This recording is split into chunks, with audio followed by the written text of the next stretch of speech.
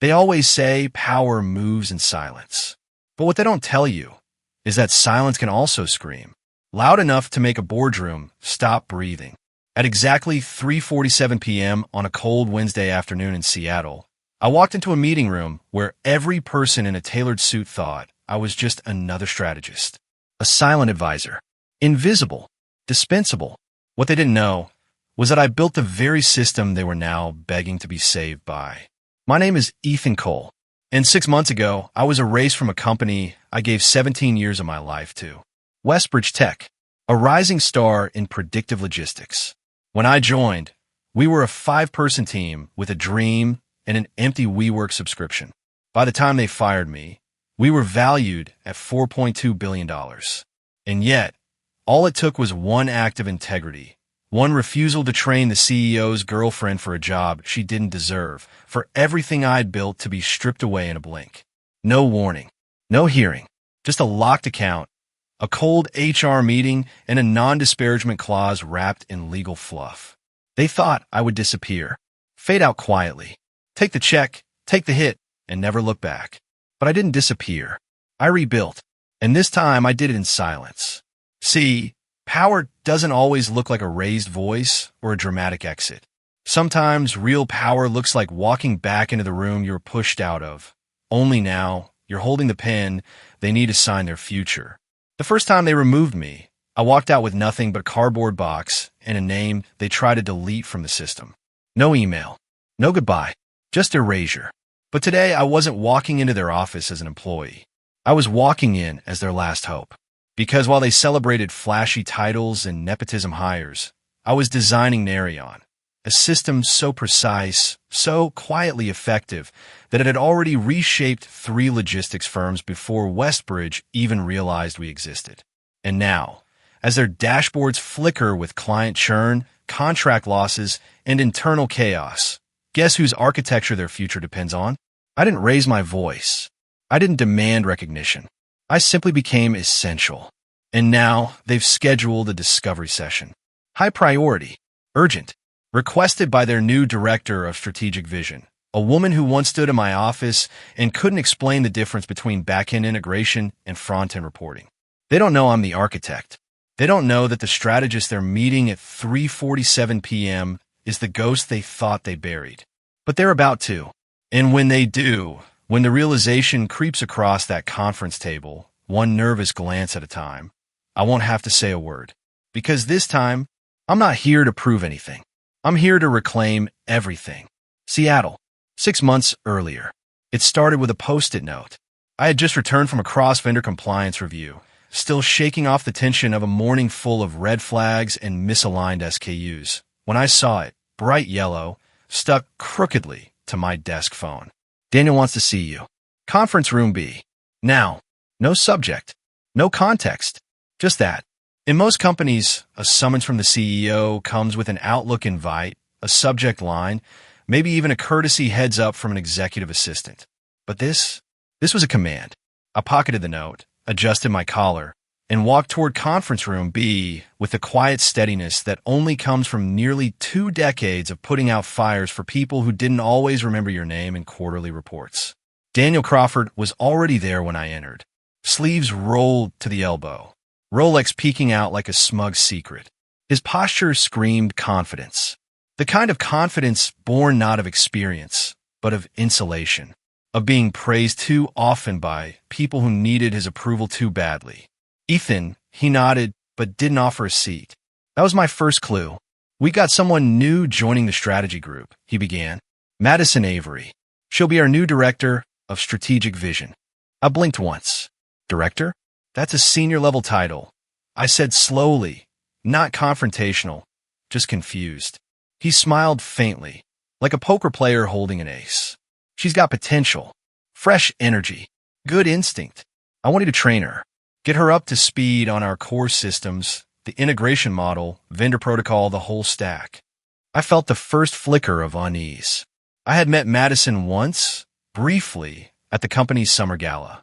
While most people were discussing Q2 deliverables and product roadmaps, she was telling a logistics analyst that numbers were such a vibe. She wore a satin dress and a wide, dazzling smile, and spent most of the night clinging to Daniel's arm like a designer accessory. No operations background, no technical knowledge, no credentials that justified a directorial title. What she had was proximity. With all due respect, I said, my voice even, I don't think I'm the right fit for that. And frankly, I don't believe she's qualified for the position. Silence. Cold. Dense. Heavy. Daniel's smile disappeared. His pen tapped once against the table. Click. Click. Click. Then he leaned back. That'll be all, Ethan. No debate. No defense. No second sentence. I left the room without looking back, but something in my gut had already twisted. That night, I tried to log into the internal server to approve the updated vendor compliance budget. Access denied. I reset my password. Same result. I called IT. No answer.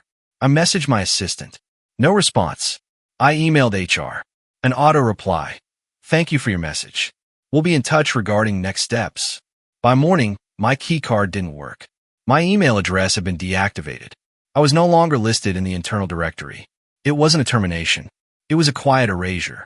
A digital purge. Just like that, I was a ghost in a building I had helped build brick by brick.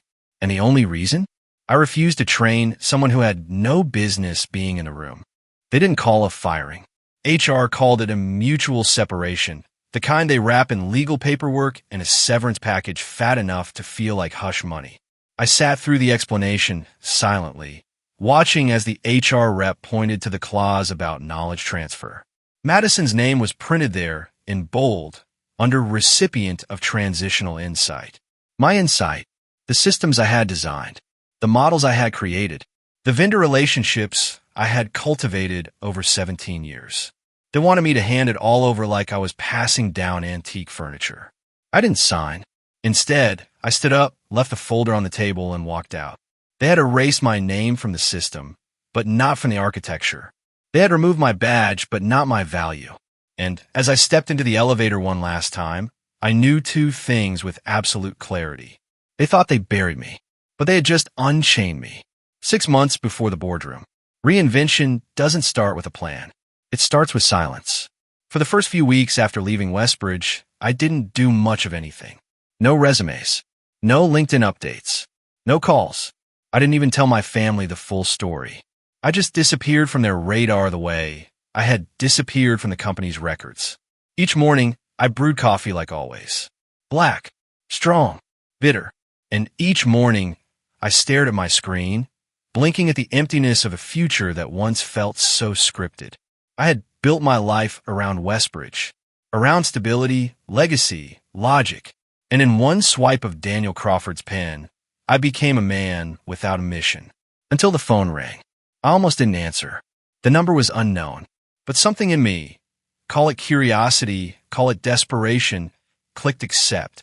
Still saving companies that don't know how lucky they are? A voice teased. It was Julian Park.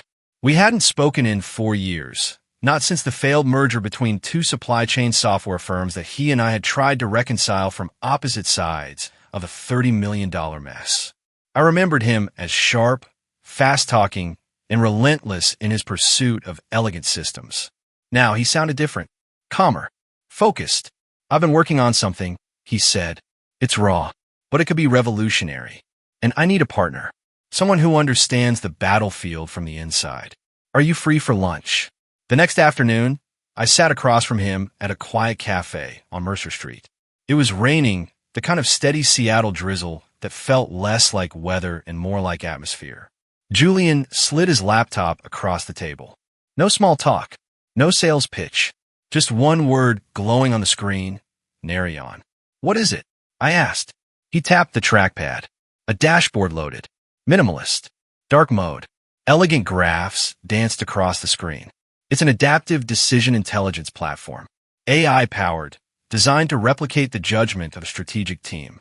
Real-time predictive modeling, scenario stress tests, and integration with internal systems.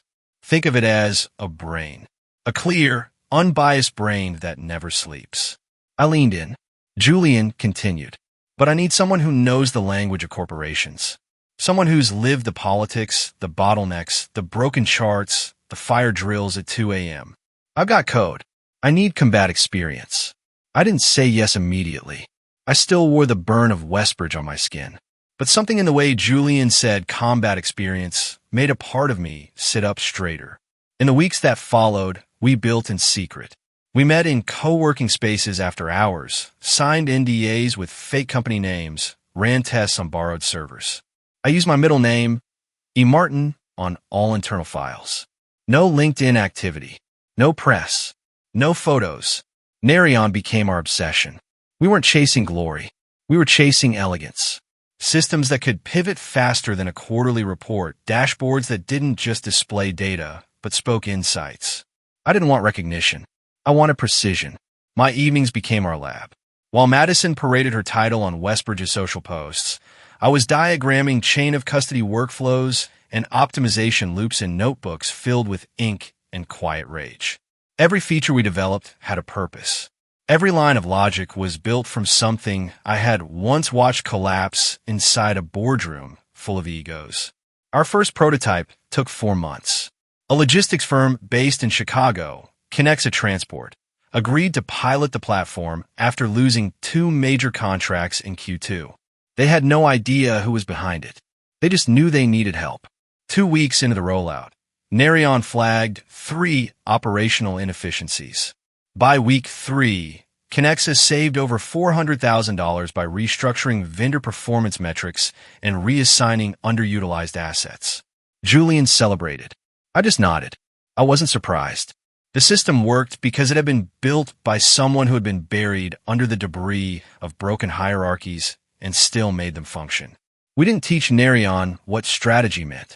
We taught it what failure looked like and how to read the signs before collapse. Clients started trickling in, quiet ones who didn't care about press releases. They cared about not going under. Word of mouth did the rest. Julian handled the front-facing side. Our communications lead, a former SaaS marketing exec, became the public face of Narion. I stayed in the shadows. By design, because I wasn't done with Westbridge. One evening, during a routine back-end audit, I stumbled on something in our client list. A new inquiry. Small consulting engagement. Familiar company. Tricor Freight Solutions. My heart paused. That was a vendor Westbridge had used 3 years ago. I remember the onboarding, the integrations, the growing pains. And now, they were using Narion. I stared at the file for a long time. Didn't flag it. Didn't speak about it to Julian. I just let it happen. Quietly. Deliberately. A few weeks later, a former Westbridge analyst messaged me. They're struggling, Ethan. Systems out of sync. Madison's leading some PowerPoint project called Data Vision 360. People are jumping ship. I didn't respond. I just opened Narion's trend tracking dashboard and pulled up the data tags for WBT. Red. Client volatility rising. Internal engagement down. Revenue quality index slipping quarter over quarter. They were hemorrhaging from the exact systems I once reinforced with my bare hands. And the one who replaced me? She didn't even know what she was breaking. I should have felt vindicated. I didn't. I felt focused, because what came next wasn't revenge. It was architecture.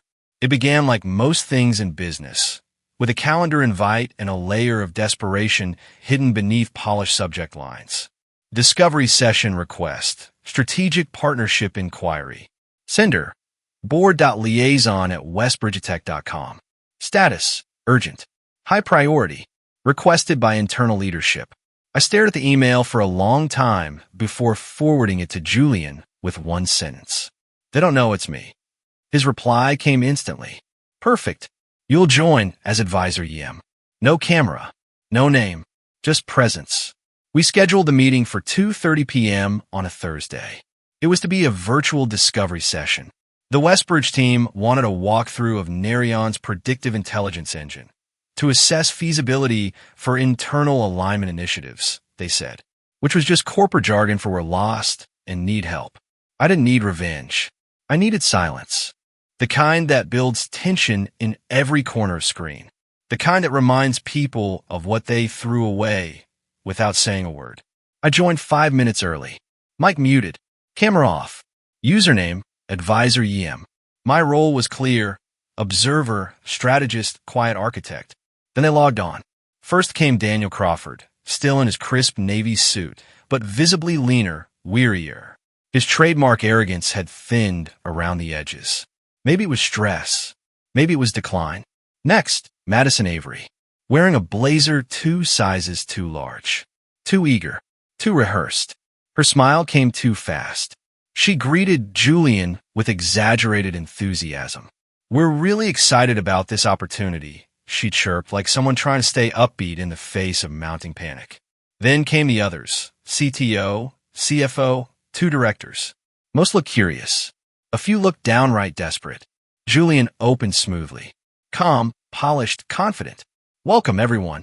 What we offer at Narion isn't just a platform. It's an operating mindset, a tool that eliminates decision drag by giving your teams strategic foresight before the breakdowns begin." I watched their faces closely. They nodded too quickly, laughed too loudly at jokes that weren't funny. This wasn't confidence. This was erosion. Madison jumped in eagerly. "I think Narion's approach aligns perfectly with the strategic modeling framework I developed in my first year here." She smiled. Her screen shared deck loaded, and that's when I froze. Slide 7. The framework. She was presenting a strategy map I had written 4 years ago, word for word. The visual styling was different. Font updated, colors modernized. But the structure? The decision flow? Even the phrasing? Mine. Cross-tier alignment through narrative friction mapping. That phrase didn't exist in Westbridge's vocabulary before me. It was my creation, a product of too many late nights, too many budget meetings, too many battles for a seat at the table. She had stolen it, repackaged it, and now she was using it to bring me, unknowingly, back to the very boardroom they forced me out of. I didn't interrupt. I didn't flinch. I simply smiled in the dark. Julian handled the rest. He was a master of tempo, letting silence punctuate every benefit, every clause, every subtle tightening of control we'd embedded into the draft agreement. The meeting ended with nods and promises of a follow-up NDA. Madison beamed. Daniel leaned back like a man who thought he still held the leash. They had no idea the leash was gone, that I'd already walked them into a room they didn't control. That night, I drafted a single addition to the pilot contract. Clause 14B, language audit provision.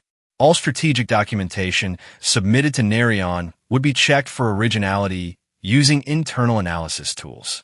If Madison kept plagiarizing my old work, the system would quietly log it. Not to expose her, to document her, because I didn't need to win in front of them. I just needed proof. A week later, the in-person meeting was set. 3 p.m., Leighton Grand Hotel, downtown Seattle. A luxury suite reserved for executive-level negotiations. Long glass table, bottled water lined like trophies.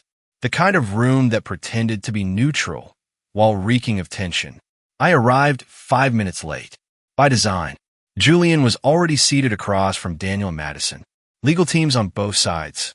The atmosphere was too perfect, too silent. I stepped in quietly. No announcement. No introduction. My shoes clicked softly on the marble floor. I took my seat beside Julian. Opened my leather folder. Clicked my pen once. Madison looked up. At first, nothing. Then a pause. A second glance. Recognition. Her face dropped a shade paler. Her mouth parted slightly. She didn't speak. Daniel kept talking about collaboration, about new chapters and shared growth. He hadn't looked at me yet. Then he did, and froze. His mouth stopped moving mid-sentence. His eyes narrowed, searching for confirmation. His voice cracked once before falling silent. "Tina," he began. "Wrong name." He corrected himself. "Ethan." I didn't answer. Joel didn't flinch. Our legal team didn't pause. Only Daniel's gaze lingered, flickering between confusion and memory, and something unspoken. Regret. I didn't smile. I didn't gloat. I simply flipped to the final page of the contract, where my name was printed in bold. Ethan Cole, Strategic Architect, Narion Systems. No title, no flair, just truth. Julian continued. "We're prepared to finalize today, provided all parties are aligned." Everyone turned to Daniel. He cleared his throat. Twice. Then nodded. "We're aligned." I signed. One clean, steady stroke. No flourish. Just fact. Across from me, Madison sat motionless. Her hand trembled slightly on her pen. Her posture had changed. The certainty was gone. The performance had collapsed. This wasn't the girl who'd smiled through incompetence. This was the girl who finally understood what she was sitting across from. I didn't offer a handshake. I didn't say goodbye. I simply stood, picked up my folder, and walked out. The meeting room had fallen into a silence so tight, even the clink of a pen against a notepad felt like thunder. But I wasn't listening anymore. Not to Daniel's shallow pleasantries. Not to Madison's hollow eye contact. I was listening to something deeper, the sound of leverage shifting. Not with a bang, but with the turning of a page. The contract was signed. My name, Ethan Cole, now sat in print on a binding agreement that would change the internal structure of Westbridge Tech without them realizing how deep the shift went. They saw it as a partnership, a collaboration, a pilot program. What they didn't realize was that I had designed the document like an architect designs a building. Foundation first, silent strong. I'd spent 3 days perfecting the language, clause by clause, term by term. Most of it read like standard corporate legalese, transition review cycles, metric-based alignment, performance synchronization gates. But buried between the ordinary were the anchors, the most powerful of which was Clause 12-06. Buried beneath jargon about shared metric optimization was a line that, to most legal teams, looked harmless. All client performance review platforms will be transitioned through Narion's optimization gateway for reinforcement modeling. But in practice, it meant this. Every quarterly review, every vendor analysis, every department's KPI mapping inside Westbridge would now route through Narion's system, which was my system, which meant, like it or not, they had just handed me the lens through which all strategic decisions would now be viewed, filtered, and measured. It wasn't just a contract. It was control. And the beauty of it? They had asked for it. As we stood to leave, Julian closed the agreement folder and offered a professional smile. We'll begin onboarding next week. Our systems team will be in touch with your assigned liaison. Madison nodded robotically, as if she were still catching up to the weight of what had just happened. Then she added, her voice tight, we'll assign someone on our end. Probably me. Julian didn't even blink. We'll make sure Ethan stays looped in through all transition workflows. She flinched, almost imperceptibly, but I saw it. So did Daniel. It was subtle, but unmistakable. For a moment, I caught Daniel's eyes again. He didn't speak, but the look said everything. He knew. He knew he had underestimated the quiet one. The man he dismissed without a conversation. The strategist he thought was too loyal to ever build anything without him.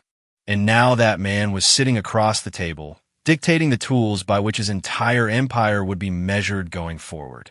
But I didn't need his apology. That ship had sailed the day he signed Madison's offer letter. I didn't offer my hand. I didn't linger. I simply turned and walked out of the room like I was closing a door that no longer needed to be slammed. Outside the conference suite, the hallway was lined with velvet wallpaper and modern abstract art. Ironic how everything in corporate America looks like it's trying to prove its sophistication. I moved past it all, slow, deliberate, focused.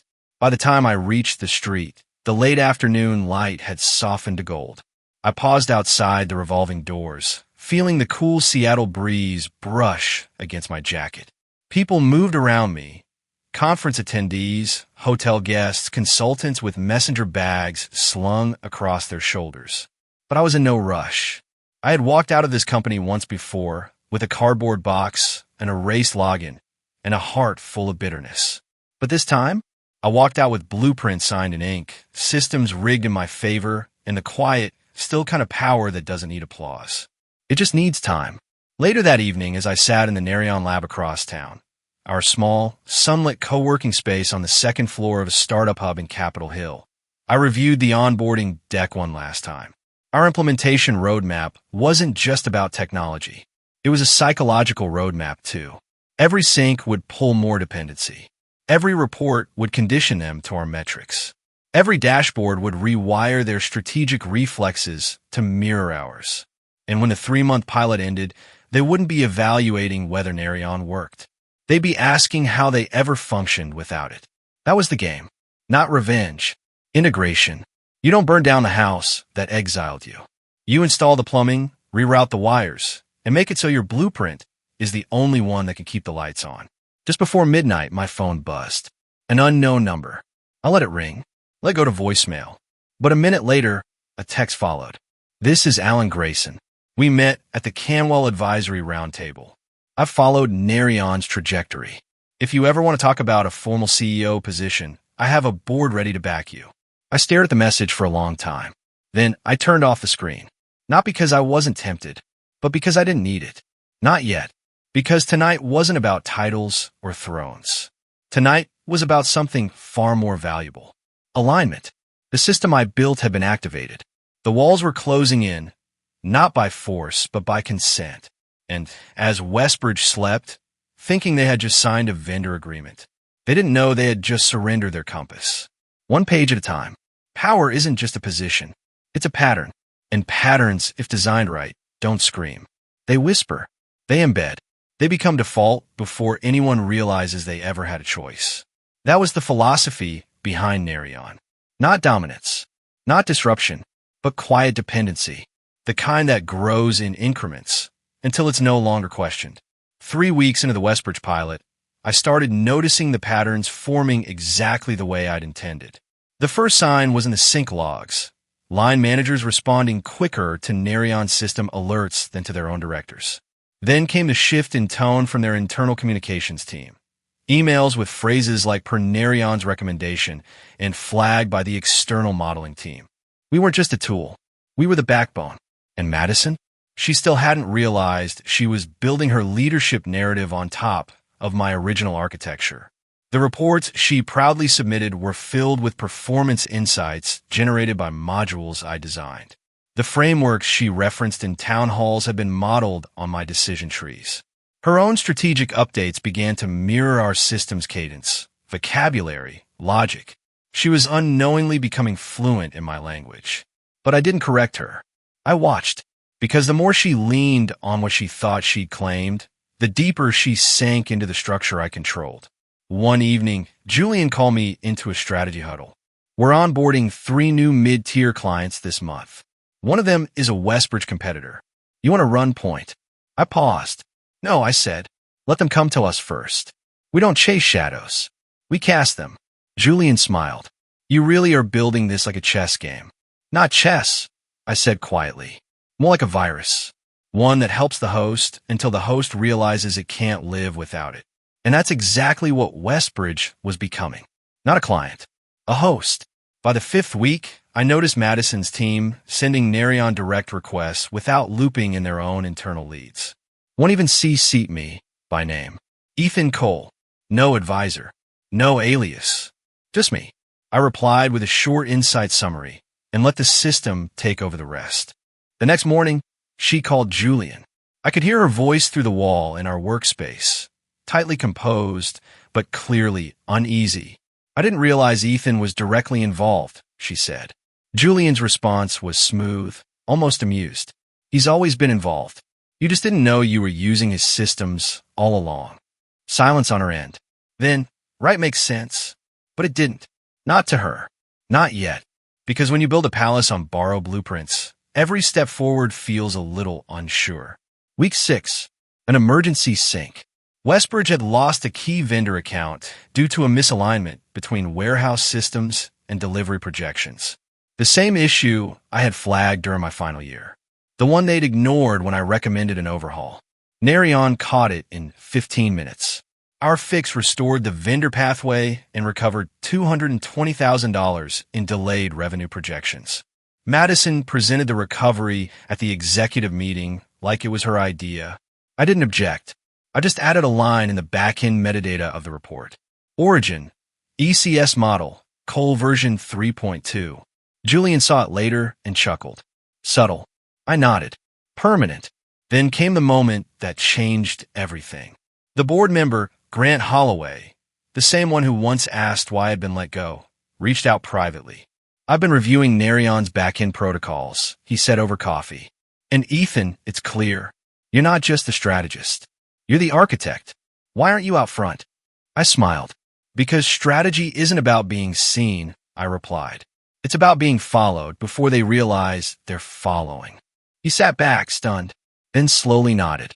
As Narion's integration deepened, I began to phase myself into the background again, not out of fear, but discipline, because I understood the final move required stillness. I needed to disappear again, not to be forgotten, but to be embedded. When Madison submitted a quarterly roadmap to the board based on Narion-aligned forecasting, I said nothing. When she quoted our AI Insight Logic word for word in her interview with an industry podcast, I said nothing. When Daniel announced a new cross-functional initiative that was entirely dependent on the Narion decision tree, I said nothing. Because everything they touched, everything they stood on, was mine. The real moment of reckoning came on a sunny Tuesday, when Westbridge submitted their RFP, request for proposal, for a full-scale deployment of Narion across all 5 divisions. Julian turned to me, half smiling. You ready to give them the keys to the kingdom? I shook my head. No, I said. We're not giving them anything. We're leasing them their survival. He raised an eyebrow. You're cold. No, I replied. I'm precise. I didn't celebrate that night. I didn't go out. I didn't toast. I just sat on my balcony, overlooking the Seattle skyline, watching the city spin on like nothing had changed. But I had changed. Not louder. Not meaner. Not vengeful. Just sharper. Because I had learned the hardest truth of all. Real strategy doesn't seek credit. It creates consequences. And when those consequences unfold, you don't need to say a word. Because by then, they're already yours. Sometimes, collapse doesn't announce itself. It starts in whispers, in missed follow-ups, in delayed handshakes, in the way people start asking questions they were once too afraid to voice. At Westbridge, the unraveling began exactly that way. 3 weeks after they signed the full deployment contract with Narion, I noticed the internal chatter shifting, not from our dashboards, but from the silence between the data, the gaps in action, the change in tone. We had given them the tools, the logic models, the strategic AI scaffolding that would streamline decision-making across every division. But we hadn't given them certainty, because certainty requires competence. And competence? Well, that was never Madison's strong suit. At first, she tried to present confidence. She scheduled weekly syncs with vague agenda titles like Next Gen Forecasting Synergy and Culture plus AI equals collaboration. She spoke quickly, nodded often, and filled time with buzzwords she barely understood. But Narion didn't care about buzzwords. Narion surfaced reality. And the more Madison tried to steer the narrative, the more the system quietly contradicted her. One Monday, our analytics module flagged a 13% drop in supply chain response time, a red alert that required escalation. Madison ignored it. 2 days later, the delay caused a misallocation of inventory across 3 regions. A multi-million-dollar client canceled a renewal. Still, she brushed it off. We're adjusting to new systems, she told the board. Short-term turbulence. Except the turbulence wasn't short-term. And the board? They had started paying attention. The next crack came from inside. A department head, someone I had once mentored quietly during my years at Westbridge, sent a message through Narion's internal feedback tool. Anonymous, but not to me. The message read, she's using your models. She doesn't understand them. And she's blaming the system when they backfire. I didn't respond. I didn't need to. Instead, I opened the interaction log and watched as the rest of the leadership team began routing their feedback through Narion directly, bypassing Madison. It was subtle, but clear. Authority, once stripped, doesn't always return in the form of applause. Sometimes it just flows elsewhere. Then came the investor briefing. Julian and I weren't invited, but our system prepared the predictive analysis used in the pre-read. I knew what the numbers would show: lagging margins, weak vendor cohesion, and staff churn at the mid-manager level that had tripled since Madison's appointment. They tried to spin it, but you can't spin live dashboards. The data was too clean, too sharp, and the board? They weren't blind anymore. One of them, Grant Holloway, messaged me directly afterward. Your system is saving us, but your silence is what's exposing them. I stared at the message for a long time, and then for the first time in months, I replied. That's the point. I wasn't watching Westbridge collapse. I was watching them reveal themselves. Because this was never about revenge. This was about structure. And their structure was built on noise. Mine was built on clarity. A week later, the company's biggest logistics partner, Canwell Freight, announced that they were cutting ties with Westbridge, but would continue working with Narion directly. I knew that would be the tipping point, because Canwell had always been loyal, always cautious. If they walked, others would follow. Madison tried to contain it. She issued a statement to the press about strategic realignment. Internally, she hosted a town hall, peppering the air with words like resilience, pivot, and growth mindset. But the staff? They weren't listening. They were logging into Narion. They were watching the data, and data doesn't lie. Then came the boardroom confrontation. It wasn't planned. I wasn't even supposed to be present. But halfway through a quarterly sync with Julian, I got a message from Grant Holloway. Join. No camera. Just listen. I entered quietly. Muted. Unnamed. The meeting was tense from the first second. Daniel's voice had lost its charm. Madison's cadence cracked mid-sentence. And then Grant asked the question no one else dared say out loud.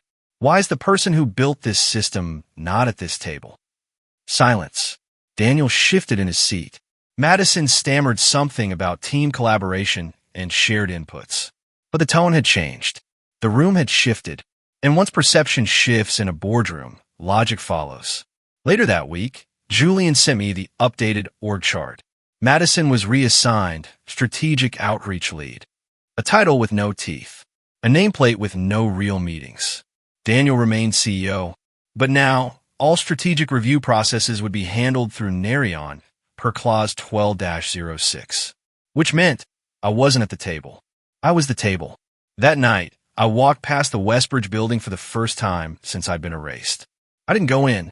I didn't need to, because I saw the lobby through the glass and recognized no one. The team I had mentored was gone. The culture I had built had dissolved. But what remained, the decisions, the systems, the scaffolding, was mine. They had torn out the roots, thinking the tree would still grow. But trees don't survive without roots. And I had become the soil beneath their foundation. Unseen, unshakable, indispensable. It arrived on a Thursday morning. A sleek black envelope, hand-delivered to the Narion workspace. No return address. Just my name etched in silver foil. Ethan Cole. Julian raised an eyebrow when I picked it up. Secret admirer? I didn't laugh, because I already had a guess. Inside the envelope was a formal letter, on thick, textured stock with the Westbridge crest stamped in the corner. The kind of paper people use when they want to feel important again. It read, Mr. Cole, on behalf of the Board of Directors at Westbridge Technologies, I would like to extend an invitation to discuss a potential executive advisory role within our restructuring efforts. We believe your strategic oversight and familiarity with our systems could provide invaluable insight during this pivotal transition. This conversation would remain confidential. Compensation and terms negotiable. Respectfully, Grant Holloway, Chairman, Strategic Oversight Committee. No fanfare, no apology, just an invitation to sit once again at the table they had once told me I didn't belong at. I handed the letter to Julian. He read it in silence, then leaned back in his chair. So, he asked, what's your move? I didn't answer right away, because for the first time in months, I wasn't angry. I wasn't calculating. I was calm. This wasn't about revenge anymore. It wasn't even about closure. It was about alignment. That evening, I sat in the Narion lab, lights low, monitors glowing softly across the room. I opened a blank document, not a resignation letter, not a counteroffer, just a white page. And I asked myself a question I hadn't dared to ask since the day I was erased. What do I actually want? Not what I deserved, not what they owed me, but what I wanted. And the answer surprised me. I didn't want their boardroom. I didn't want their badge. I didn't even want their gratitude. I wanted impact, and I already had that. Narion was no longer a prototype. It was a force. We had onboarded 11 clients in the last quarter alone. We were embedded in the core of decision-making in sectors that once ignored voices like mine. And most importantly, I was no longer fighting for a seat. I was shaping the table itself. 2 days later, I replied to Grant Holloway with a single sentence. Let's talk, but not about joining. About evolving. We scheduled the meeting for Tuesday, 9 a.m. Private suite. Neutral ground. Top floor of a downtown hotel with no logos on the doors. When I entered, he was already there. Alone. No aides. No attorneys. Just him and a notepad. "Ethan," he said, standing to shake my hand. "I wasn't sure you'd come." "I wasn't sure either," I replied honestly. He gestured to the chair across from him. "I owe you more than this letter can say." I shook my head. "You don't owe me anything. But you do owe your company a chance to stop bleeding." He nodded slowly, the weight of it all finally visible in the lines around his eyes. We didn't talk about the past. Not about Madison. Not about Daniel. Not about the day I was walked out of the building I helped build. We talked about architecture, future systems, decentralized foresight, what it means to lead without ego, and how to engineer a company that thinks like its people, not just commands them. He listened, took notes, asked the kind of questions I used to pray someone leadership would ask. And when he finally set his pen down, he said something that stayed with me.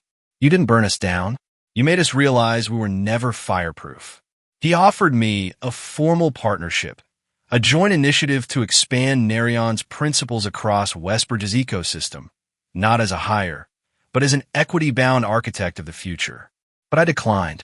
Instead, I offered them something better. A limited integration license. Strict oversight. No ownership, but access to the strategy, to the engine, to the blueprint. Not because they had earned it, but because I had, and I could afford to choose purpose over pride. That night, I walked through Capitol Hill alone, no phone in my hand, no agenda in my mind. Just space, just breath, just the quiet realization that I no longer needed a title to be seen. Because silence, when it holds truth, becomes unshakable. Because presence, when backed by clarity, becomes undeniable. And because impact, when built correctly, becomes immortal. The end didn't come with fireworks. It came with code. The kind you never see. The kind running quietly behind the dashboards and metrics, behind the predictive logic and review cycles. The kind that shapes behavior without ever raising its voice. That's what Narion had become. Not just a tool, not even platform, a way of thinking, one that no longer needed me in the room to operate, because my thinking was now baked into the structure itself. And that, more than any title, any corner office, any pay package, is legacy. 3 months after the Westbridge partnership was formalized under new terms, I sat in our Narion lab watching a junior analyst, someone I had never met, walk a new client through a customized implementation. He used phrases I had coined in the early prototypes. He made adjustments using tools I designed while holed up in a hotel room 18 months earlier. He didn't know me, but he knew my system. That was the point. Julian came in as I watched.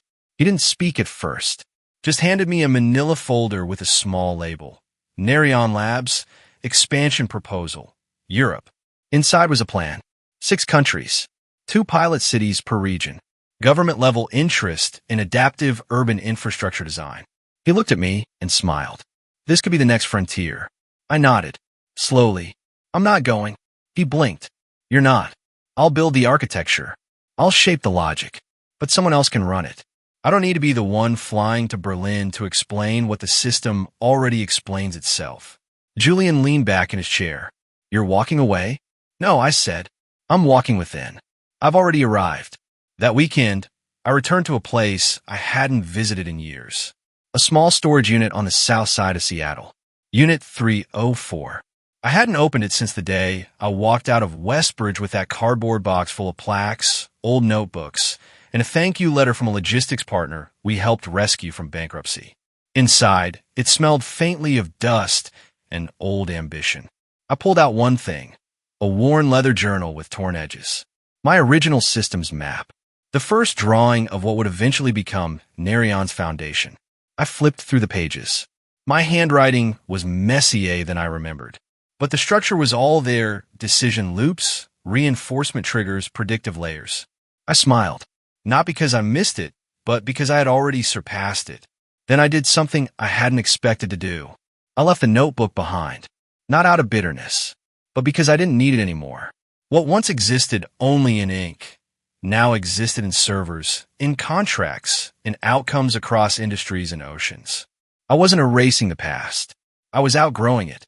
On a quiet Tuesday morning, just before sunrise, I walked to the park near my apartment with a cup of black coffee in hand. No laptop, no inbox, just me, and the sky opening wide above the city I had once felt buried beneath. Across the street, a westward shuttle bus passed by. Madison wasn't on it anymore. Daniel had quietly stepped down, citing health reasons. And Narion? Narion was now running in 17 companies across 5 sectors, none of which had ever seen a photo of me. And that was perfect, because power isn't about being visible. It's about being woven in, about building systems so precise, so resilient, that your absence feels like malfunction. That's legacy, not noise. Design. I sat on a bench, sipping my coffee, watching the early sun spill across the skyline. I thought of every boardroom where I once stayed silent, every meeting where I bit my tongue instead of correcting the egos in the room, every idea I buried under someone else's signature, and how none of it mattered now, because I had built something no one could erase. Not with demotions, not with non-disclosure agreements, not with politics or paychecks, because I had written my name into the logic, into the architecture, into the future. The final move wasn't vengeance. It wasn't taking anything from them. It was realizing I no longer needed to, because I had become the system, and whether they knew it or not, they were all playing by my rules now. Quietly, permanently, unmistakably. The architect never needs to shout. He just builds, and then he walks away, knowing the building will stand. If you've ever been overlooked, erased, or replaced by someone less deserving, remember this. Your silence doesn't mean weakness. Your absence doesn't mean defeat. And your legacy? It's not defined by applause. It's defined by what endures after you're gone. If Ethan's story spoke to something inside you, leave a comment below. Tell us, what part of his journey hit you the hardest? Was it the moment he got erased? Or the moment they unknowingly signed everything over to him? Don't forget to like, subscribe, and turn on the bell icon. Because here, we tell stories not just of revenge, but of resilience, rebirth, and reclamation. And remember, sometimes the quietest comeback rewrites everything.